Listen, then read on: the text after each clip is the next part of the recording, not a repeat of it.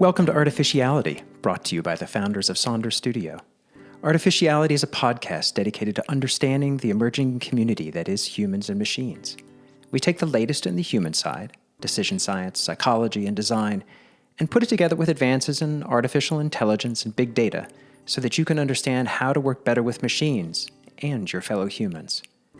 We're on this learning journey too, so we strive to find the frontiers, to ask the best questions, and to stay curious. We interview some of the top minds working at the intersection of humans and machines and make sure to have a few laughs along the way. At Sonder Studio, we believe digital transformation is actually about people, and we're on a mission to empower people to make better decisions, design better things, solve better problems, and design better intelligence. We do this through culture change management, speaking in workshops, and human-centered product design. You can learn more about us at getsonder.com. You can learn more about making better decisions in our book, Make Better Decisions: How to Improve Your Decision-Making in the Digital Age. The book is an essential guide to practicing the cognitive skills needed for making better decisions in the age of data, algorithms, and AI. Please check it out at mbd.zone, on Amazon, or in your favorite bookstore. If you enjoy our podcasts, please subscribe and leave a positive rating or comment. Sharing your positive feedback helps us reach more people and connect them with the world's great minds. We all likely want to improve the organizations we work in. We might want to improve the employee experience, improve the customer experience, or be more efficient and effective. But we all likely have had the experience of feeling like our organizations are too difficult, too entrenched, and too complex to change. Any organization, large or small, public or private, can feel like a faceless bureaucracy that is resistant to change. So what can people do who want to affect change? How do you accomplish things that can seem impossible? To answer these questions, we talked with Marina Nitze and Nick Sinai about their recently published book, Hack Your Bureaucracy: Get Things Done No Matter What Your Role on Any Team. Marina and Nick have deep experience in one of the largest, most complex bureaucracies in the world, the U.S. government. As technology leaders in the Obama White House, Marina and Nick undertook large change programs. Their book contains their stories and their advice for anyone who wants to effect change. I find the hacks in their book quite valuable, and we wish this book had been available earlier in our career when we were both in much larger organizations. We love the fact that their hacks focus on the people and working within a system for change, not the move fast and break things mentality of Silicon Valley. Above all, we appreciate that it's clear that Marina and Nick thought deeply about what they would have wanted to know when they embarked on the significant technology change programs they undertook in the White House and Veterans Administration. Marina Nitze is currently a partner at Layer Aleph, a crisis response firm that specializes in restoring complex software systems to service. Marina was most recently Chief Technology Officer of the U.S. Department of Veterans Affairs under President Obama, after serving as Senior Advisor on Technology in the Obama White House and as the first entrepreneur in residence at the U.S. Department of Education. Nick Sinai is a Senior Advisor at Insight Partners, a VC and private equity firm, and is also adjunct faculty at Harvard Kennedy School and a Senior Fellow at the Belfer Center for Science and International Affairs. Nick served as U.S. Deputy Chief Technology Officer in the Obama White House and, prior, played a key role in crafting the National Broadband Plan at the FCC. Thank you both for joining us on the podcast. We're excited to chat with you today. Thanks for having us. This is great. Let me start with a question. What inspired you to write this book? So I entered the federal government 10 years ago, believing as a libertarian that government was broken, bureaucracy should be blown up, you should go around them, they were totally pointless and you couldn't get anything done in them. And then while working for Nick and some other really amazing bosses, learned that I was totally wrong. And there were actually lots of ways that you can get things done in bureaucracies, and bureaucracies actually change all the time. And so Nick and I learned a lot of these tactics either through the School of Hard Knocks, or from really amazing colleagues in the White House, in the Department of Defense, in the VA, where I was the Chief Technology Officer. And then we've since used them. Nick uses them at Harvard and in venture capital, and I use them in IT crisis consulting for Fortune 500 companies and foster care. And we've now had people use them in their condo associations and their PTAs. So we really wanted to just spread the word that it's possible to make change in bureaucracy, but we all have to learn how. had a whiteboard, or one of my friends had a whiteboard in the White House with a bunch of tactics about how to get stuff done. And whenever we were stuck, we'd go into Kumar Garg was his name. So we went into Kumar's office and we'd brainstorm with him, and we'd look up at this list of ideas and tactics. And many of those made it into the book. Yeah, I find this it's a fascinating read, because some things are, they're things you might do just sort of intuitively and naturally, but when you frame it as bureaucracy breaking, if you like, or I guess a bit of judo, right? You make the bureaucracy work for yourself. It puts a different lens on it. It's a totally different frame. And one of the things I really like about it is that instead of like, you've tempered the hack mentality. You've made the hack mentality be something that can work in both situations. And I'm really curious I've sort of jumped right into the middle here, but around forming teams. And it seems so critical to really understand who your wonks are and who your hacks are, and how to form a team that's got the right balance of both. Can you just sort of elaborate on that random thought? Yeah, that comes from, that's actually one of the sayings on the whiteboard was hacks versus wonks. And there's a story in the book about me insulting David Gergen to his face in front of his entire class in a really awkward pause, when I said, so you see, I'm a wonk and you're a hack. And it kind of created this really awkward moment. And after about 5-10 seconds, he burst in and said, you're absolutely right. I wish I had known this before I started working with Larry Summers. And this is really instrumental to understanding how to work in the White House or any organization, is these different groups. In the book, we call them guilds. And so building a team really is about understanding these guilds that people are in. And, in the White House, it happened to be a lot of kind of technocrats, the wonks, who were scientists and technologists and economists. And then there were people who came off the campaign, people who were skilled in framing policy for the American people. Those were what we called hacks. And so just understanding how these people came together to work on a particular presidential initiative would be super, super helpful. And I think that's true in any organization, is you want to get people from these different guilds together. A cross-functional team is, I guess, the corporate lingo. But because people have those different experiences, it just makes that team so much stronger.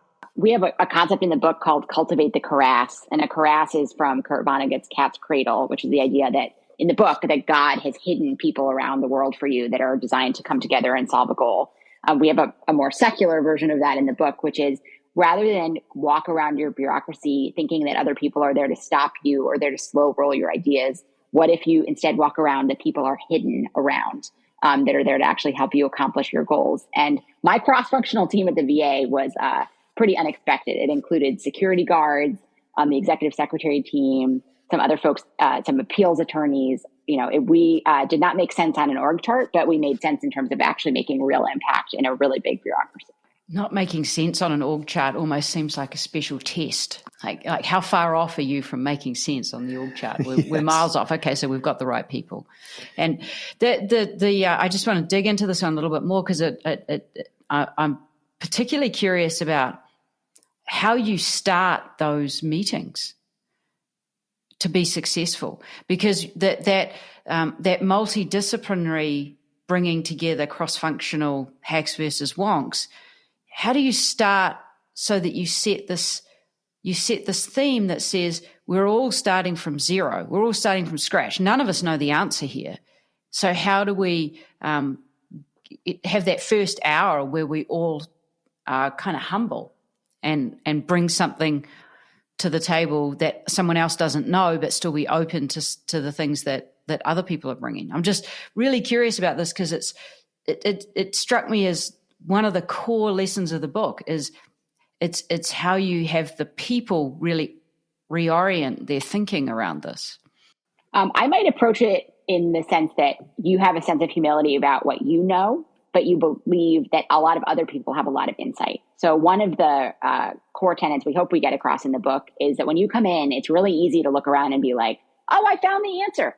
Why don't we just do X, Y, Z? And if you have that thought, you should absolutely keep it to yourself. But you should approach it with a sense of like investigative journalism, which is who can you find around the agency who can tell you the history of the problem and of what solutions have been tried. So one of my early memories of starting my career at the VA was I was brought to a meeting where the idea was, what if a veteran could update their mailing address in one place? And at the time, they had to update them in upwards of 80 different places. So it was a very disjointed experience. And so we had this meeting with representatives from every different part of the agency. Everybody's really excited about this idea, going to be gung-ho.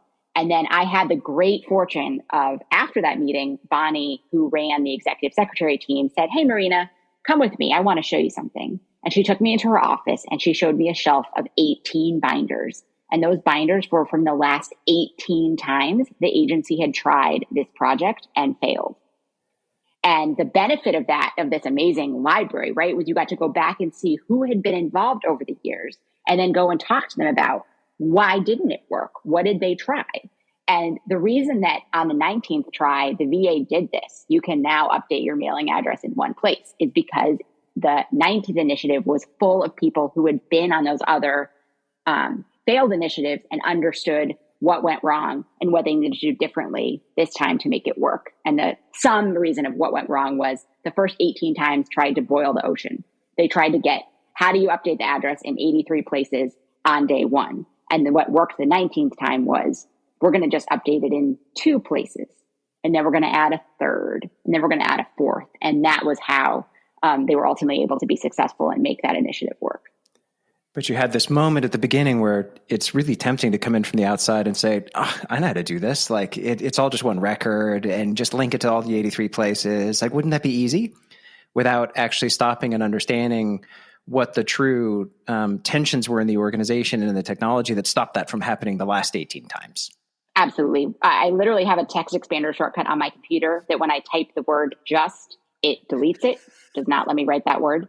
And I need that because it's so tempting. I wrote a book about this with Nick and it's a chapter and I still have a tendency to do it sometimes. And it's really important that to never use that word and approach. And if you think you're about to do some research first. I was going to use the word just as well, and I'll try and avoid it in this answer. But we tend to focus on technical fixes first, without thinking about the process, the procurement, and most importantly, the people around all of these things, right? So yes, there may be a more elegant technical solution, and that's where especially smart technologists will focus. But that elegant solution may have very little chance of getting adopted, of being built or bought and scaled inside a complex organization that has a lot of scar tissue and has had previous elegant solutions fail. And if you don't understand the history of why an elegant solution or elegant people have come in and failed, then using the word just and presenting that elegant technical solution is a surefire way to fail. Yeah, because it kind of trivializes the problems that people have already overcome to get to where they are. And I like the way you talk about scar tissue, because I think there's one thing that sort of marks bureaucracies out from anything else. It's kind of scar tissue. And a lot of bureaucracies, particularly the ones that are government related, because I've spent a lot of time working in government, that the biggest difference I always felt between working in an agile startup private sector versus a big government, quasi-government organization is the latter can't afford to fail. It's not a how to win, it's a how not to lose kind of mentality.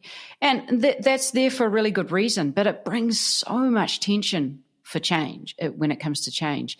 And you highlighted something that I think is really underexplored, which is the friend that you have in time. Don't try and do everything at once. Allow for the time for the technology to change the way that people see it, and then that changes the way that they want to see the technology. So it's a simple example to go from 2 to 3 to 4 as opposed to let's do all 83 at once. But it's actually a really important mechanism of dealing with, showing that you can make progress on that human timescale, and accepting that there's frustration in that human timescale, accepting that those things are hard to do. But I found that a really useful way of the way you pulled apart some of the stories around what it means to sort of hack respectfully, if you like. One thing I'd like to ask you about is both of you have had these experiences going back and forth between private sector and public sector, right? And I know that when you're telling the story about technologists coming in and wanting to change the way it is, because can't we just do this, that, or the other thing? I'm just full of memories of Silicon Valley venture capitalists trying to tackle the utility industry through the clean tech movement, which was just, we could go on for days of all the mistakes that these really smart people with lots of money and great technology didn't understand the people and didn't understand the processes and didn't understand that the thing that you can't do is allow the lights to go out, right? So they didn't, but they tried to just blaze through and fix everything. I'm curious now that you went into government, did this, bringing this back out with this book, with this messages, but now you're both back in the public sector, private sector largely. How do you think about bringing some of those lessons from big, huge government, bureaucracy to smaller, nimbler organizations? We think about this a lot as something called the Sinatra test, which is in Frank Sinatra's song, My Way. He sings, if I can make it here in New York City, I can make it anywhere. And so our experience has been that the things that worked in the hardest bureaucracies, the VA, the Department of Defense, the White House, also work in a lot of private sector bureaucracies. And often they can work a little bit faster, even perhaps, or a little bit more effectively. To your point, though, a bureaucracy hack that works everywhere is trying the normal way first.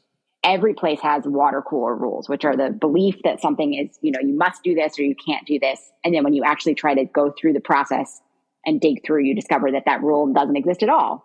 Or that the source of that rule is a policy from 20 years ago or a speech that your CEO gave, 30 years ago, that you actually can change that itself. So bureaucracies are a lot more malleable than we realize. And trying the normal way first worked really well and consistently for us in the government. And it's one that works really well when I'm doing, IT crisis consulting now in corporations. It's the same thing where, okay, tell me what the problem is. Oh, this is not allowed. Well, where does it say that? And then if you do try the normal way first, you can often encounter the policy, the form, the agenda item that needs changing, so that everybody that goes after you, the path of least resistance, the lowest risk path is to do the right thing and the thing that you want them to do. And that you do by fixing the process inherently. I think the other thing about your question is that there's certain values in the public sector and from working in government that we can bring back to private sector. And so I think I gained a newfound appreciation for a variety of missions around, so many people and so many opportunities to help. I think there's a greater focus on really building an inclusive and diverse workforce, and public sector in many cases does that better than the tech industry, right? And I think there's a greater focus on celebrating the unit or the mission or there's because compensation is less of a thing in public sector. And look, money matters, and we all got to pay for our kids' educations and those kinds of things. But I just think there's this other pieces to working in government bureaucracies that you can bring to, and that the private sector, and especially the high tech sector, which has a bunch of challenges. And so there's this. It's always interesting when people come in from the private sector and have a bunch of conceptions, and you just say, well, how's the tech industry doing on diversity? How's it doing on cybersecurity? Right? There's a bunch of things where the tech industry ain't doing so hot either. Well, when I look at some of the sort of causes of that in the high tech realm. It's almost like you can think about those companies as being hyper specialized on technology and not actually having enough appreciation for true multidisciplinary work. And we see, there are now ethicists and anthropologists and philosophers and what have you inside of places like Google, but they're tiny compared to the core of the company that cares about what the engineers are doing. And one of the things that strikes me about bureaucracies is that they do value having a bit of extra fat in them for that. You know, now it's seen as much more core to a business to have that diversity of experience and thought. But 20 years ago, it was seen as a place that you could have a bit of. It was luxury to have someone who was, you know, an economist who had studied something really quite arcane and got called into the odd meeting, and once a year actually had something really important to say. But the rest of the time they were almost on sabbatical at their desk. It's sort of almost looking for the companies that have the ability, the organizations that have the ability to have those, the luxury of those extra skills and that time. And I look at bureaucracies and think, well, maybe you could measure them by how patient they are and how multifaceted they're prepared to be. Did you think about, or do you directing readers to parts of the book where they can get a sense of how to manage these kind of tensions between the instant result and the prototype and the longer term value structure that they're trying to accommodate? Yeah, I mean, I think a theme we saw a lot when people were new to a bureaucracy, even if they've been in a bunch of bureaucracies before, is the idea that, how do we go around it? How do we blow it up? How do we get a special waiver so that the rules don't apply to us? And what we had to keep emphasizing and showing people was that that's not how you change a bureaucracy. And the real goal when you change a bureaucracy is you want to shift what the bureaucracy's goals are, right? So to your point about like, what are their, whether it's Google or it's the VA, it's designed to do something, probably a few things. And that's where the rules and the process and the policies follow through. So at the VA, for example, we had no concept 10 years ago of the veteran experience or of customer service. It didn't exist. It wasn't something that was measured. It was in nobody's performance descriptions or position descriptions. It was not an agency-wide reported metric. And so it was possible to do things like spend millions of dollars on an online healthcare application that literally did not open because getting veterans healthcare was not a metric in that program, as crazy as it is to say that. It was like, did we award the contract? Is the website, does it exist? Not so much does it work. And something that we found great success in, although it can be slow, is actually changing what the goal of the bureaucracy is itself. Are you starting to write it into people's position descriptions? Does it start to become a criteria for raises and promotions? Does it start to tie up to your strategic plans? I mean, the VA won a Sammy 2 weeks ago. A Sammy is the government equivalent to like the Grammys or the Emmys for leading customer experience in the federal government, which is such a crazy thing. It wasn't even on my vision board 10 years ago. But it's because they've shifted what they're measuring, and now they care about, and everybody's incentives and rewards are aligned around how positive is the customer experience? How easy is it for a veteran to interact with us? And I think that it's possible to shift that wherever you are, but it can take time. This was a 10-year horizon, right? So one of the stories in the book that I think is your opening position is the idea that that even if you're the president of the United States, you can't necessarily get something done in a bureaucracy. That idea, I think, is really fundamental to sort of understanding what you're truly up against. And yet at the same time, so you've got the story that, you've got this idea that top down doesn't work. But yet at the same time, we know that the most important thing in any project in an organization is that the top is watching and looking and focusing. I'm trying to sort of resolve that if the president of the United States couldn't change the VA, and yet what really matters is that the top is really focusing and paying attention to see the shift. How do you chart that journey? One of the things in the back of my mind is I'm not sure if you were there when it was the blue button, right? So the blue button was the bane of my life for a while because I was on the green button side of it, which was that why couldn't customers get their energy use just by pressing a button. And along came the metaphor of, well, if we can have a blue button, then surely we can have a green button, which is for, seeing your energy. And we'd been struggling with this at PG&E for years, beating our heads against the wall about actually giving customers their energy use. Within 2 weeks of someone in the White House calling PG&E and saying, we've got a blue button now, how about you guys do a green button? It was done. Because technically it wasn't hard. It was not a difficult thing to do. What was hard was overcoming all of the excuses about why it was hard. And I'm really curious about how you see that next layer, that subtlety of what really, a command from the top, what does it really mobilize? How does it really change people's minds? What barriers drop the minute that someone at the top says, this has to change, versus this bottom-up, more organic, less predictable approach? So I love that you brought green button up.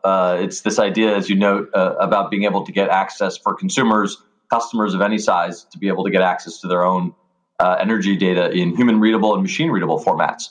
So you can use it for energy efficiency, solar, third-party apps, what have you. And in the book, we tell the story about how my boss and I took the 3 CIOs of the California utilities, including PG&E. We locked them in a room for almost 2.5 hours. And my boss at the time, Anish Chopra, after about 2.5 hours in a room with him, I think you would agree to just about anything. And so they agreed to a alpha or a pilot, which they would essentially try this out and try and do this in the next 90 days. And we committed to them that the White House would celebrate their effort. We knew that they were getting beaten up by their regulators for all this investment that they were putting into smart grid technology, but there wasn't any consumer benefit happening. And so we knew that the regulators and the utilities were kind of at each other's throats, or there's that tension between any regulatory relationship. And so being able to leverage that, and we said, hey, you guys can be heroes, right? You look for opportunities. We had no real authority in that situation. And we talk about this idea of commitments in the book, of can you find things where people can commit to, and then you can celebrate those commitments and use what's called stage equity. Now, of course, the White House has a lot of stage equity, but anytime you convene as an organization, you have an annual conference, whatever, who you put on stage actually matters.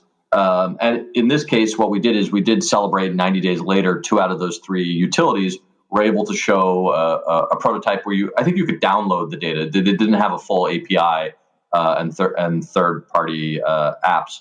But this idea of trying to find an ecosystem where some top-down pressure would be helpful, and we could use commitments and make people heroes to benefit the California residents so that they could go do great things with their energy data. And but to your question about this tension between top-down and kind of the entrepreneurial activity inside of any large organization, I guess our observation is that, yes, the secretary or the CEO or the top of any organization can say things about change, but it takes the people inside the organization to make change. And oftentimes it actually starts with the people making change and the leader saying, hey, I want a piece of that, and I'm going to make my change initiative around that thing that is gaining momentum. I mean, we had people come to us every day in the White House saying, the president should say this, the president should do this, there should be an executive order on that, right? And I said, no, you have it all wrong. Is you create the conditions where the president wants to take credit for all the good things that are happening and codify this and make that into a legacy of his. Sometimes the president has to react to things negatively that are happening and has to have pronouncements and so forth. But there's this people wanting to have like a cold start from like the leader says something and then it all happens. And it's like, that's not the way bureaucracies really work. Is there is a reactiveness and a natural rhythm of a bureaucracy. And you absolutely want to get air cover and leverage the top person, but it doesn't always start there. And I'll let Marina tell the story at the opening of the book, because it's just one of my favorite stories, and this great epiphany about how important it was for her to fix the problem. Nick loves it when I tell this story. So the book opens with me in a cabinet meeting with President Obama and him being pretty disappointed in my lack of progress at the VA, because it was taking a very long time to effectively get two computers connected to each other, which does not sound like a really big problem. But when I actually understood what the process was, the paperwork literally could not be filled out with answers from modern technology. It had questions like, did you jiggle the doorknob of your cloud computers? And the cloud computers do not exist in a room, so you can't jiggle a doorknob. And it really crystallized for me that when you understand what the process is, there's some levers that you can pull from your boss, from the secretary, and from the president of the United States. They can prioritize things. They can get people to look at your paperwork first, perhaps. But the president of the United States cannot make a person in IT fill out security paperwork that is not complete, right? Or that doesn't follow the rules. And so that was a really very, very eye-opening lesson for me that, the thing I have to do here to get veterans what they need is to change the paperwork itself. And I can use the top cover and the air cover to, again, get attention, to get people to prioritize my paperwork, to get people to have a conversation with me about what the problem with the paperwork is. But there's no air cover in the world that exists to let you submit an incomplete or an inaccurate IT approval form. I wonder how much, that's sort of a speculative question, but I wonder how much of this challenge you think about people looking to the top and thinking, well, the president should be able to make all of that happen, or, some sort of top-down directive, should be able to just make change. I wonder how much you think that is connected to sort of this culture of founder worship, right? We've grown, this because Silicon Valley and tech industry has become so important, because so many of the largest companies in the world are still run by their founders. We have this idea that this one person has done it all, right? The singular CEO gets credit for everything that's done in the organization. And so many people look to them based on myth that those individuals have made all of those decisions. But I wonder if do you think that's part of the challenge that's coming here, that people are sort of thinking that one person should be able to just say, that happens, now go do it? I think that's a very interesting theory that makes a lot of sense to me, that we have a belief that, founders are gods, and that therefore a CEO or a secretary or whoever may also be. I also think it's sort of human nature to gravitate towards easy answers and explanations. And actually understanding how a bureaucracy works is quite complicated. And we just wrote, an over 300-page book and probably could have written hundreds more pages on it. And I will not lie, I end up working with a lot of people who just say like, whoa, this is too hard of a problem. It's too many dimensions of chess for me to play. And I think it's attractive to think instead like, oh no, it's just all top down. If the CEO says it shall be so, it shall be so.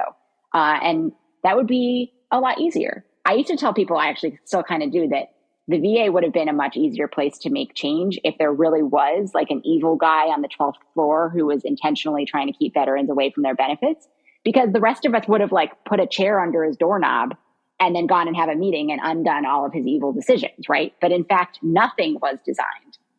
So we had to design it in the first place. And that was much, much harder work. And this idea of the top person kind of is responsible, and has some kind of myth around him or her. It's mostly him, I guess, in tech. That exists in bureaucracies too, where there's kind of the secretary or the president of the United States, and there's a whole apparatus around him or her. I mean, the presidency is a bureaucracy of many thousands of people. And as impressive as President Obama is as a person, I mean, just a tremendous person. You just think about the awesome responsibility and the amount of context switching. I remember at one point, my boss went in and briefed him on the rescue to healthcare.gov. And the other topic was conflict in Syria. And it's just like all of these things in a single cabinet meeting. And there's huge competition to get in the president's briefing book, because there's only so many memos that the president is going to read each night. There's a book that is heavily litigated, and they're 3 or 4 page memos either a briefing memo or a decision memo, and they would come in on all kinds of topics, from the economy, from personnel decisions that he or she has got to make, to foreign policy, and just it's almost ludicrous to think that one person can absorb all that and make all those decisions. And so you invariably have a series of officials, and that's what a bureaucracy is a bunch of officials, right, who are helping make those decisions in a set of processes.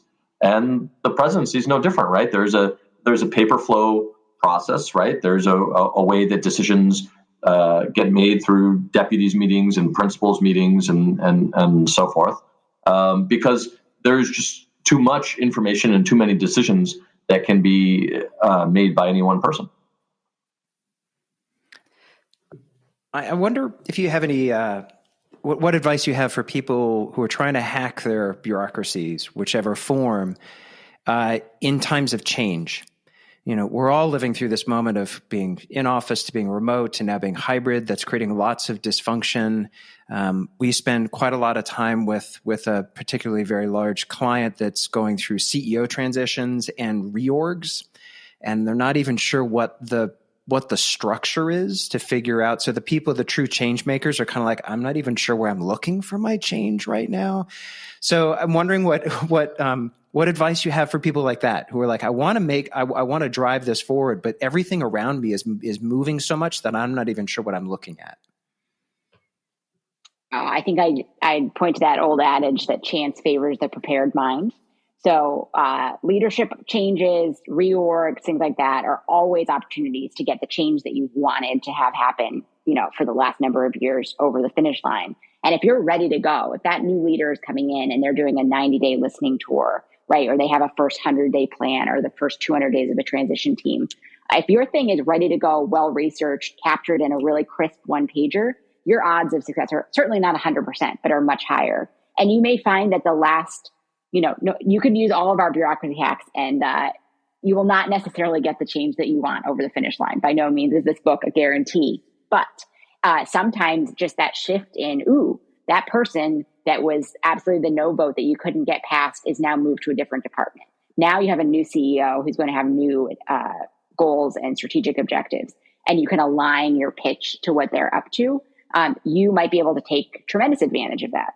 Similarly, in a crisis, which is certainly something Nick and I have experienced in the public sector, and then I do IT crisis consulting, so I also do that in the private sector as well.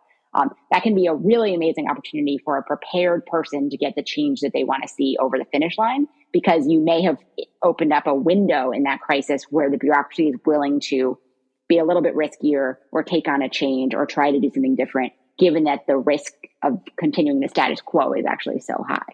The tech industry is all about agile software, continuous delivery, right? Software is a living, breathing thing. We're going to keep changing things. I think in times of crisis, building that momentum and continuing to make progress on whatever the change is that you want. One of the things that we caution against is hey, I'm going to spend a couple years trying to come up with a change rather than just a single smaller change. Because if you just have that faster feedback cycle, there may be a leadership change, there may be a crisis. And if you've shown some momentum, you're far better off than if you're waiting, if we're going to deliver the project, the initiative, the product, whatever, in 2 years. If that crisis happens in 6 months, then all you have is a project plan or a bunch of talk about what you are doing rather than anything to show for it. So smaller feedback cycles and actually showing progress, delivery is the strategy, as we like to say. I think that helps too in times of crisis and change, because it gives people things to get behind. And these things don't change linearly. I think that's the other point, is that there's an exponential, people want to be a part of good change and good projects. Yeah, I think that's a real tension in the minds of people who have been in bureaucracies for a long time, though, that to shift your attention and your actual, the job you do every day, to be ready or to have shown something like a prototype, for example, that's a hard one to actually make happen when you got no idea of whether it's a complete waste of time. You know that doing your regular job is not a complete waste of time. You don't know whether spending a couple of days pulling together something that could be ready for some crisis or some opening. And I think it's really interesting to get people to think through how they prioritize that time and be allowed to do that and think really constructively and really consciously about who they bring in and who they present that to when there is no need. If you think about the need, if you think about the customer as being a senior manager a new senior manager who you can't even envisage because they're not even there yet, reading your one pager or looking at your prototype for I did one on, the solar customer experience, for example. In California, it sucked. So as a utility, can you give people a different kind of customer experience?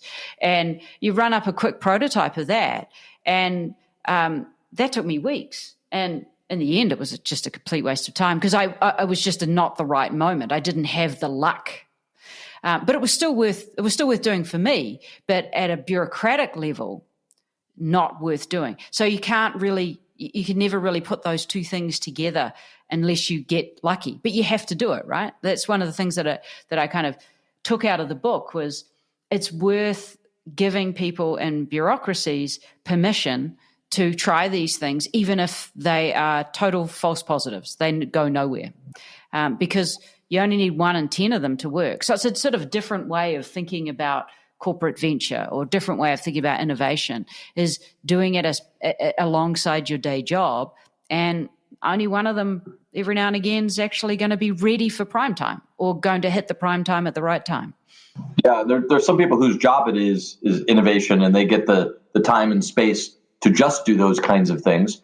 And then there's lots of us who have day jobs and for whatever reason are motivated to try and experiment or prototype or dream up a better way. And sometimes it can be something very mundane, like a better form that we want to modernize.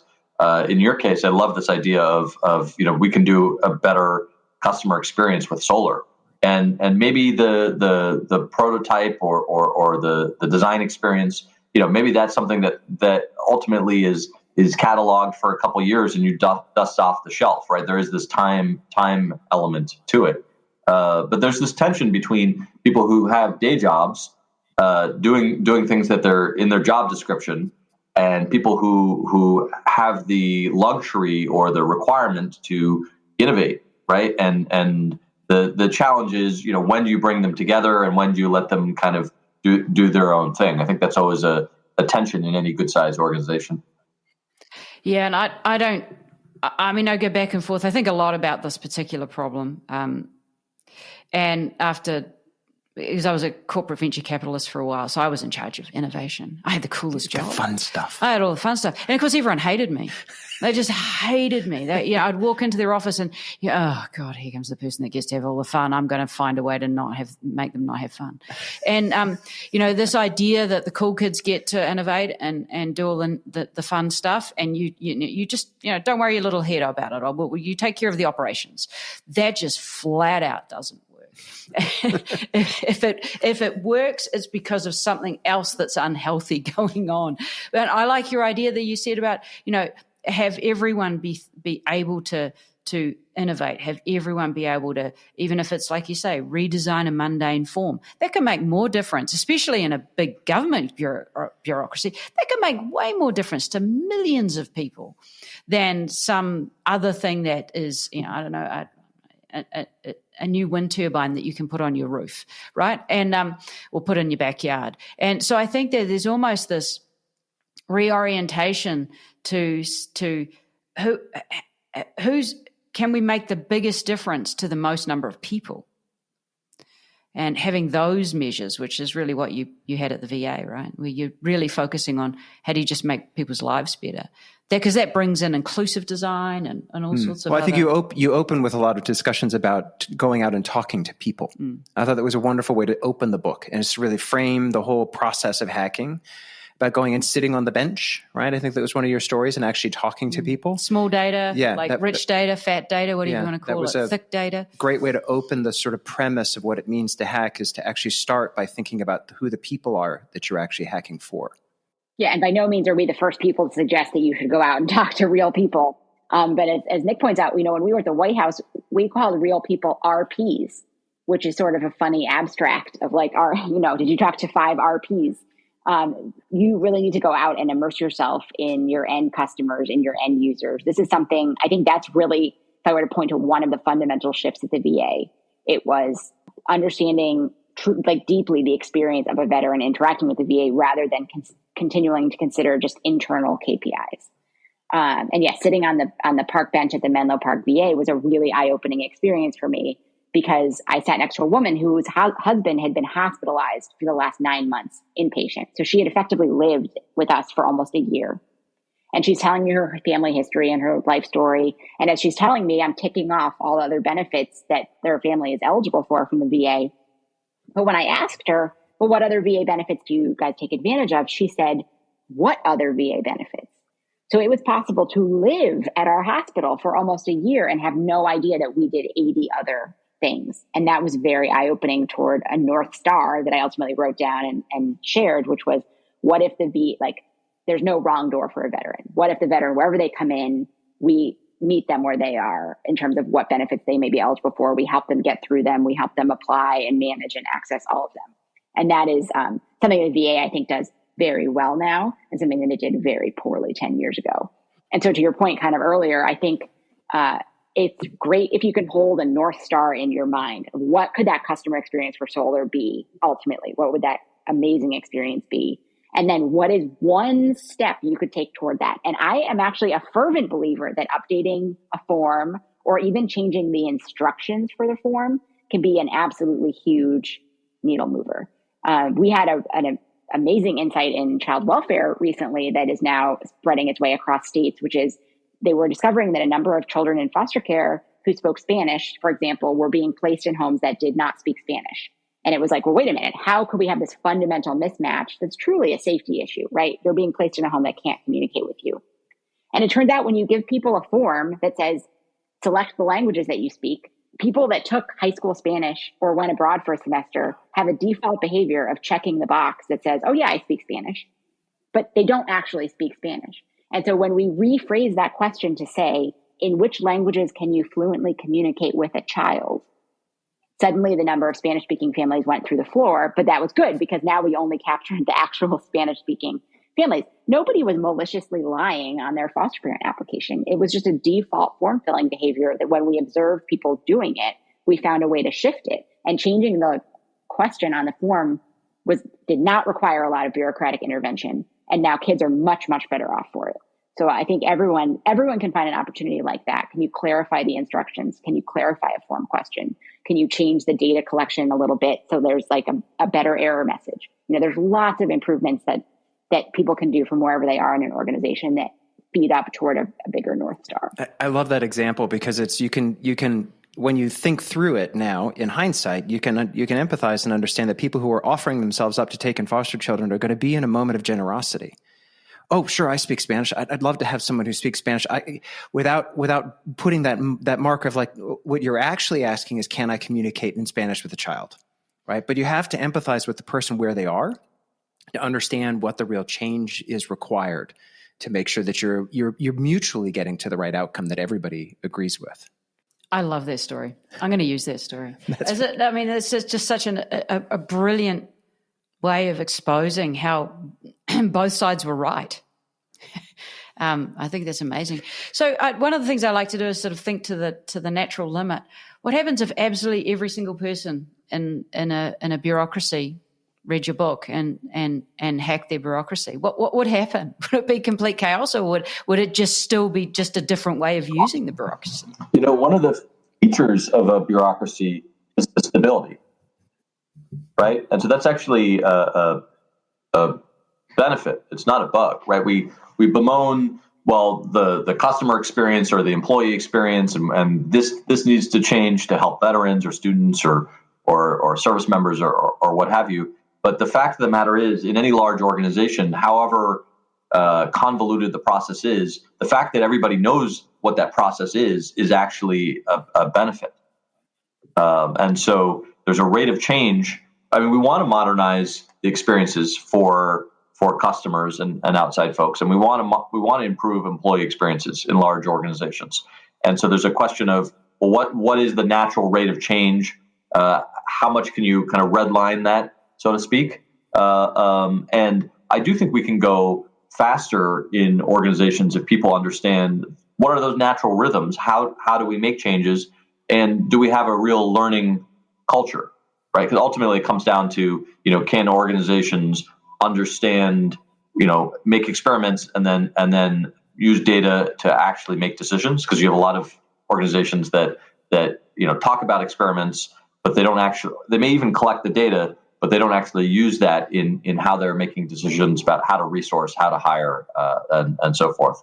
So, we'd be delighted if more people read the book and put this. I think you'd have people who would be happier, and they'd be making positive change and evolving their organizations in ways that benefited both the customer and employees.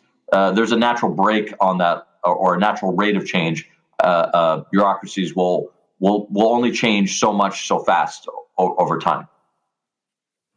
I wish I'd had this book 20 years ago. I could honestly say that, because I was definitely someone who wanted to get a lot more change done than I was able to do, and understanding some of the insights that you've been able to put into this book would have helped me much earlier in my career.